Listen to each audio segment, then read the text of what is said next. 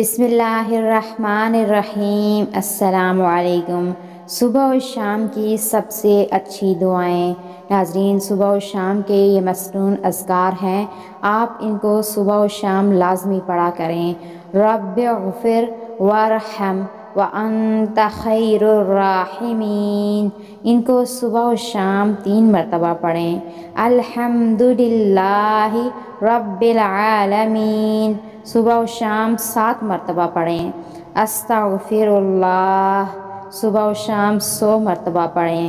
صلی اللہ علیہ وسلم، صبح و شام 100 مرتبہ پڑھیں۔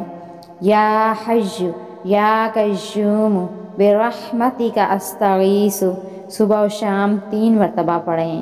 بسم اللہ الذی لا یضر مع اسمہ شیء فی الارض ولا فی السماء وہو السمیع العلیم، اس کو صبح و شام 3 مرتبہ پڑھیں۔